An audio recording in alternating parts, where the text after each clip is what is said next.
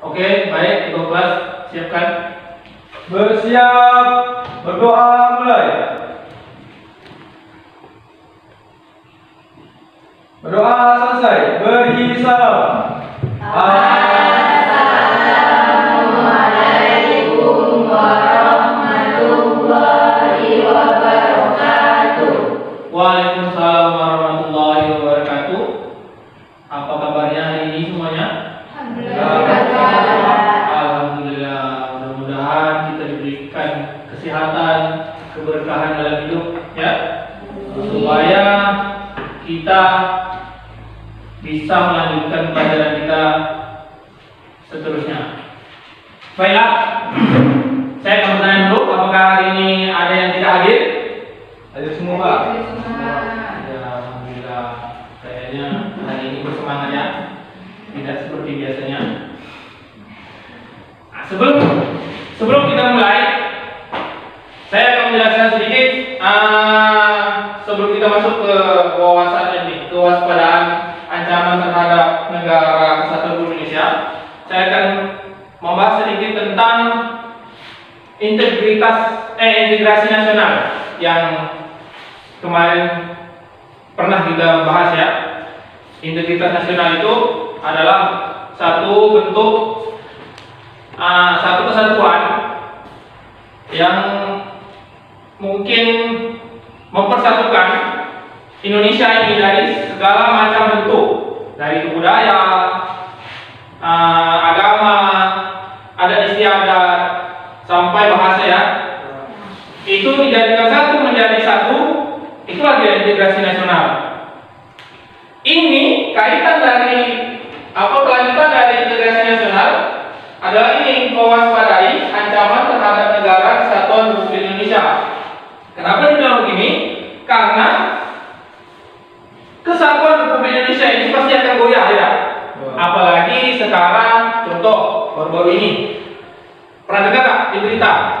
Ada tak tentang ideologi yang akan diganti? Pancasila akan diganti dengan ideologi khilafah. Pernah dengar? Pernah dengar? Ada beritanya baru-baru ini, ya. Nah, ini dia, kita akan bahas satu persatu. Yang dalam ancaman ini ada 5 jenis ancaman. Yang pertama, ini dia, ancaman ideologi yang tadi kita baru bahas. Yang kedua, ancaman politik. Yang ketiga, ekonomi. Yang keempat, sosial budaya. Yang terakhir, pertahanan dan keamanan. Nanti kita bahas satu persatu, ya, sesuai dengan ini. Yang pertama kita akan bahas ideologi, ancaman ideologi.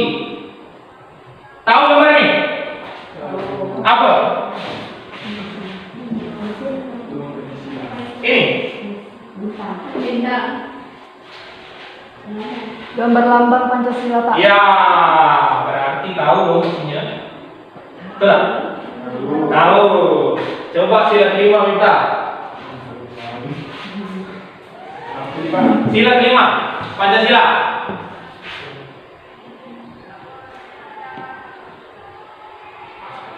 Kerajaan yang dilakukan keadilan sosial bagi seluruh rakyat Indonesia. Ya, laki-laki yang perempuan, yang paling belakang. Sila ketiga. Ayo. Ya, kau. Sila ketiga. Persatuan Indonesia. Mudah-mudahan bisa dihafalkan lagi, ya. Ya, Pak. Logiknya lama. Sila kelima, bukan.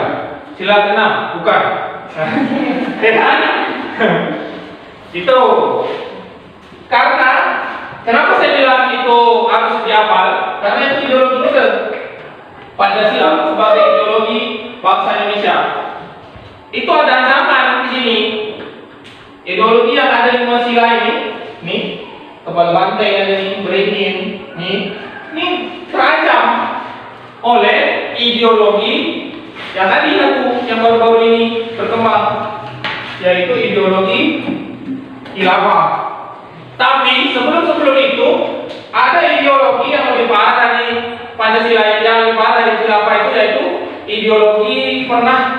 gambar palu arit tak?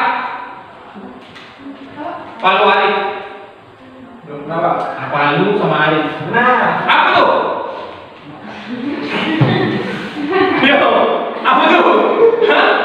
Lambang apa tuh? lambang komunis. Itu dia, lambang komunis. Itu termasuk dalam ideologi komunis. Itu ideologi yang paling parah. Kenapa? Semua dihalalkan di situ. Betul tak? Contoh Cina, dia tahan mengorbankan dirinya untuk kepentingan negaranya. Dia tak mementingkan itu namanya hak asasi manusia, tak ada. Yang penting negaranya maju. Betul? Negara-negara komunis lain itu seperti itu. Dia tidak mementingkan kepentingan manusianya, yang penting tujuannya tercapai. Itu. Ya, itu komunis yang akan diganti. Karena Indonesia juga pernah dulu, betul tak? G30 PKI. Pernah tengok filmnya? Kesian kan? Masuk ke lubang. Kalau mau lubang apa dimasukkan dalam itu? Lubang buaya. Asal jangan buaya darat. Betul? Kalau budaya bahaya. Dia tak dibayar. Itu ya, ideologi komunis. Ada satu lagi ideologi yang diterapkan di Barat. Apa itu ideologinya? Liberal. Soalnya ideologinya lama. Ideologi liberal. Liberal itu lebih, ya itulah, kurang lebih dengan komunis, tapi lebih parah komunis. Ya. Tapi sekarang itu yang saya bilang, ada satu lagi yang bakal akan diganti di Indonesia. Indonesia itu paling rajin untuk ganti-ganti ideologi. Ya itu tadi ideologi khilafah, apa namanya, khilafah itulah. Ya nanti tengok aja berita baru-baru ini tuh, baru sekitar 2 atau 3 hari lah saya tengok di berita ideologi khilafah yang larinya ke kekerasan aja lah sih kan, hari-hari teroris. Nah itu dia ideologi. Nah ini ancaman di bidang ideologi. Yang kedua di bidang politik. Ancaman di bidang politik ada 2. Yang pertama di dalam, yaitu di dalam negeri ini sendiri, tentunya di dalam negeri Indonesia ini. Yang kedua di luar. Kalau yang di dalam, inilah dia, adanya gerakan separatis, yaitu gerakan yang dilakukan oleh sekelompok masyarakat Indonesia yang ingin memisahkan diri dari negara Indonesia. Pernah dengar Papua Merdeka? Pernah tahu benderanya? Ini benderanya. Besok jangan sembarang bawa bendera ini. Ada di tembok polisi kan? Ya. Nah ini dia organisasi Papua Merdeka. GAM pernah dengar? GAM di Aceh. Pernah? Itu juga organisasi separatis. Dia pengen memisahkan diri dari Indonesia menjadi negara lain. Karena dia mungkin merasa di Indonesia tak adil, bisa jadi kan? Itu dia. Itu dari di bidang politik. Ini sangat meresahkan ini organisasi ini. Nah, banyak lagi organisasi-organisasi lain yang membuat ancaman di bidang politik ini. Ada lagi di bidang keagamaan, ada juga politik, banyak. Ini dia ancaman di dalam negeri. Kalau yang di luar,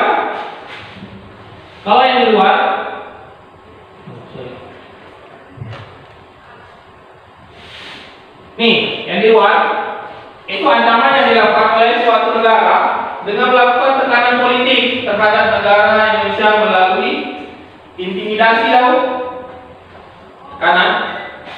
Jadi kalau misalnya satu daerah itu ditekan betul-betul, entah ekonominya, entah segala macamnya, biar negara itu tak berkembang. Provokasi, provokator, ya. Pernah nggak? Jangan pelakor ya. Pelakor bahaya. Ini laki-laki nomor 2 soalnya. Hati-hati, banyak pelakor. Atau, nah ini prokade. Itu ancaman dari luar. Tadi kalau apa namanya? Yang selanjutnya ekonomi. Ya, ini dia. Ancaman ekonomi. Ancaman ekonomi yang sekarang kita rasakan sudah ada. Ini inflasi. Tahu inflasi? Senang gampangnya, duit lebih banyak daripada barang. Kalau duit sudah terlalu banyak daripada barang, duitnya jadi mahal atau murah? Murah. Murah? Mahal? Hah? Salah. Duitnya murah. Duitnya murah. Karena itu pernah terjadi di suatu negara di Afrika, duit 1 juta dibakar karena inflasinya terlalu parah. Jadi hati-hati Indonesia, kalau lagi duit 1.000 udah untuk beli gula-gula aja. Nah, tak lama lagi siap-siap duit 10.000 beli gula-gula, benar enggak? Jadi beras berapa kalau udah 10.000 untuk beli gula-gula? Nah itu dia. Yang selanjutnya pengangguran. SMK mencetak pengangguran terbesar di Indonesia. Tuh, hati-hati pengangguran. Jangankan SMK, S1 di luar sana banyak. Betul tak? Apalagi kalau di Jawa sana, di Jawa itu tukang becaknya 1. Nah, tahu kan? Yang sama.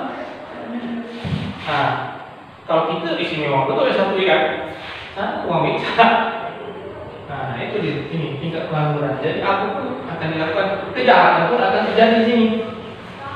Betul tak? Kalau kejahatan ada, ekonomi tak stabil. Investor lari. Tadi waktu banyak kerusuhan banyak sana sini. Betul? Pasti ekonomi tak ada. Siapa yang nak berjualan di tempat rusuh? Betul? Siapa yang nak berjualan di tempat yang banyak preman, yang banyak? Tak mungkin kan? Tidak. Yang pertama, ini yang saya rasa awal pun merasakan ini, infrastruktur dan sarana prasarana yang tidak merata. Nampak kan? Di tempat kita nampak? Nah, ini tak perlu saya jelaskan lah, mungkin dah ngerti lah. Ini kebijakan ekonomi yang merugikan rakyat. Ini kerja siapa nih? Pemangku kebijakan. Nanti DPR marah orang boleh tak? Tentang pemangku kebijakan. Itu dia ya, ancaman dari dalam. Ini ya, yang dari dalam belum dari luar. Lebih parah lagi. Karena inflasi itu sekarang bukan lagi inflasi dalam negeri, tapi inflasi luar. Semua merasakan akibat, tahu? Akibat dari perang Rusia dengan ada kaitan itu. Tadinya inflasi global. Karena ini Rusia bakal nyetop di bagian wilayah dia, tak boleh orang lewat. Apalagi Rusia kan tahu sendiri musuh berbuyutan Amerika kan. Nah, Amerika lewat, stop, balik lagi. Perekonomian tak stabil kan. Duit banyak tapi barang tak ada, barang stop, tak bisa jalan. Nah, ini baru-baru ini informasi saya tengok di berita, Malaysia tutup barang ekspor ayam keluar. Kenapa? Karena ayam di dalam negeri tak cukup. Akibatnya kemana? Singapura tak mungkin nyara ayam kan? Dekat gedung-gedung kan? Betul tak? Kalau ayam tidak ada gedung di dalamnya, Singapura jadi apa? Betul tak? Nah, itu Malaysia nyetop ekspornya ayam dan ayam daging itu tak bakal keluar dari Malaysia. Kenapa?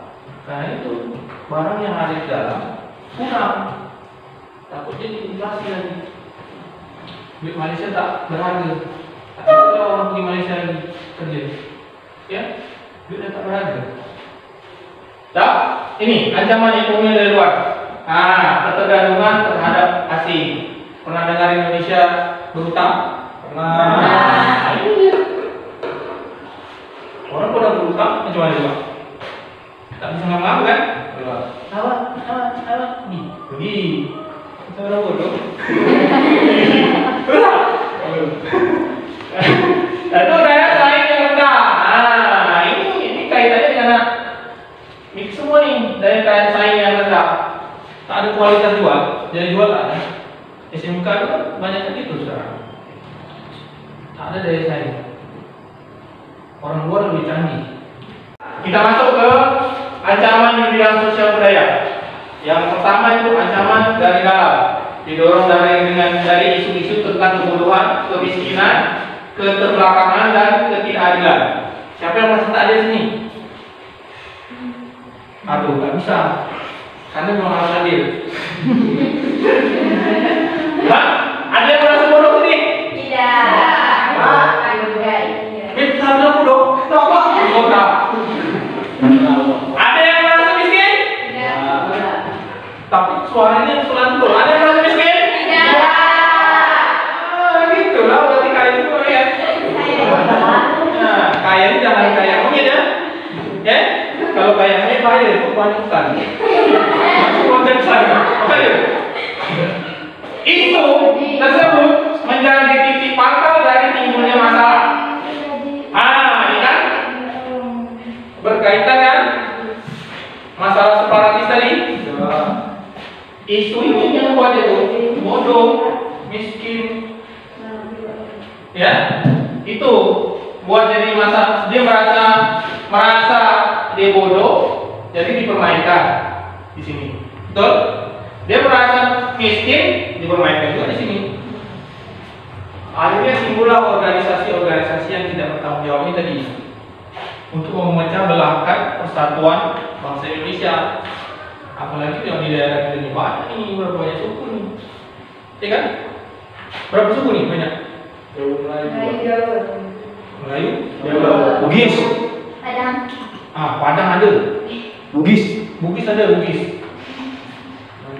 Nah, tahu bahasa dia? Mantap orang ini. Ini aku dari India bilang. Dia dari India. Apa? Jelaskan aja, mana tahu betul ya kan? Tapi dia banyak loh. Ini apa dia punya artis? Ya. Ini ada penggemar sarukan. Ada. Siapa? Gipar.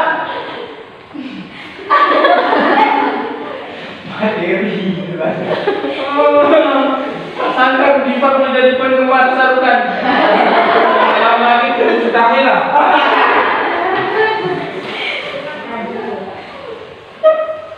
Nah, selanjutnya ini ancaman luar. Ini banyak nih. Nih, masuk ke itu semua nih. Betul. Ancaman dari luar itu sebenarnya dari dunia barat, dunia utara, selatan dan sini ya. Nih. Pertama, munculnya gaya hidup konsumtif, tahu tak?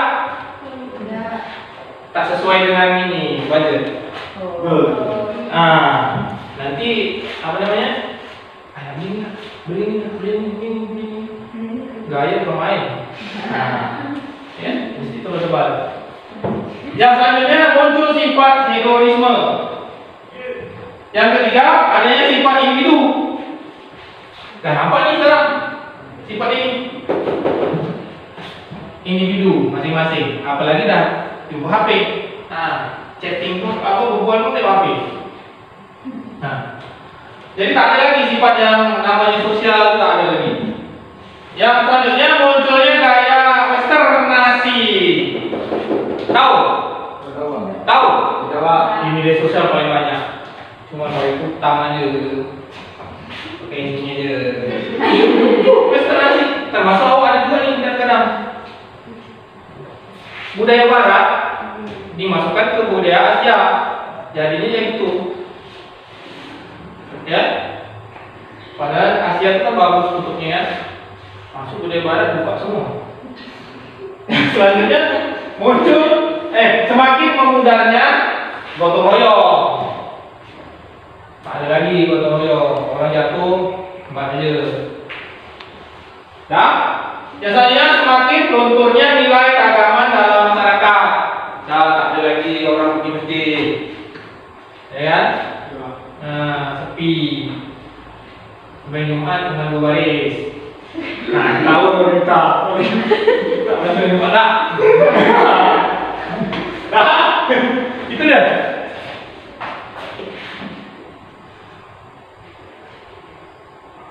Selanjutnya ini ancaman dari pertahanan dan keamanan. Ya, pertahanan dan keamanan. Ini dia wujudnya ancaman di bidang pertahanan dan keamanan berupa ancaman militer. Contohnya, pernah dengar berita? Pernah Pak? Belum ada bilang lagi. Pernah dengar berita tentang Natuna diambil ikannya? Pernah? Itu termasuk ini ancaman. Karena Indonesia harus mempertahankan wilayahnya demi untuk keselamatan Indonesia sendiri. Kalau udah diambil, itu kan udah jadi masalah tuh antara Vietnam, Cina dengan Indonesia. Cina bersikeras tak mau keluar dari zona itu, zona enak mungkin. Banyak ikan di situ. Vietnam klaim itu daerah dia. Jadi macam mana tuh? Ini lagi, tadi di sini ancaman militer dan banyak lagi yang lain. Oke, selanjutnya dari sini ada yang tak mengerti. Ini ancaman militernya. Pelanggaran wilayah tadi Natuna, pemberontakan bersenjata. Kita kayaknya tak ada ya. Oh iya, Papua Merdeka. Nah, sabotase. Tak ada. Ada teroris. Ya. Aksi teror ada. Ancaman kawasan laut dan udara itu tadi Natuna. Ya. Perbatasan juga yang di mana tuh? Kalimantan ya. Banyak kejadian. Ini tadi ancaman militer. Dah lihat? Ngerti tak? Dah itu. Dah ngerti? Ada yang bertanya? Ada? Kalau tak ada, kan tadi dah ngerti dong. Saya minta simpulkan lah.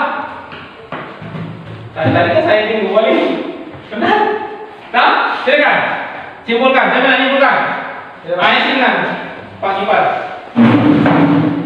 Ini dari Pak. Ya, ini dari India ya Pak. Iya Pak. Kesimpulan. Ancaman dalam bidang ideologi yaitu ancaman yang ingin menggantikan Pancasila sebagai ideologi lain. Ya. 2. Ancaman politik dapat dilihat dari gerakan separatif yaitu kegiatan yang dilakukan sekelompok masyarakat Indonesia yang ingin memisahkan diri dari negara Indonesia. 3. Ancaman dalam bidang ekonomi dapat dikelompokkan menjadi 2 yaitu internal maupun eksternal. 4. Ancaman dalam bidang sosial budaya didorong oleh isu-isu kemiskinan, kebodohan, keterbelakangan dan ketidakadilan. 5. Ancaman militer merupakan ancaman yang dapat membahayakan kedaulatan negara, keutuhan wilayah negara dan keselamatan bangsa Indonesia. Ya. Sekian Pak kesimpulan dari saya. Ya, itu dia tadi kesimpulannya. Bahwasanya bangsa Indonesia ini banyak ancamannya sebenarnya. Cuma kita tidak tahu. Ya, jadi mulai dari sekarang ya sedikit sebanyak bantulah dengan cara belajar dengan ya karena tak jadi bodoh nanti, betul tak? Tak jadi miskin. Karena kebodohan, kemiskinan itu termasuk ancaman. Ya bodoh itu kan relatif kan? Kalau kita belajar pasti bisa. Tak ada orang bilang, saya bodoh Pak. Taklah, bodoh itu yang penting belajar. Satu penyakit yang tak bisa diubah? Tahu? Malas. Bagus pun. Malas. Kalau udah malas susah obatnya. Orang takut kita kawan kan, dia berani. Kalau malas susah, belajar dong. Nah, susah kan? Tapi malas itu baru bisa diatasi dengan kesadaran diri sendiri. Kalau malas terus, bodoh miskin. Miskin kok bukan ada. Hidup santai akhirnya. Betul tak? Nah, kalau ada kaki, ada gini, ada anak, kasih makan apa? Kalau batu bisa dimakan. Nah, masalahnya batu nggak bisa dimakan. Nah, itu dia ya kesimpulan dari saya. Sebelum kita sudahi, tugas saya minta tolong buat satu tabel tentang ancaman-ancaman yang terjadi dengan penyebab-penyebabnya, ya. Nanti kumpul nanti. Yang tidak? Oke? Sebelum kita selesai, kita berdoa dulu. Berdoa, mulai. Berdoa selesai. Assalamualaikum warahmatullahi wabarakatuh. Waalaikumsalam.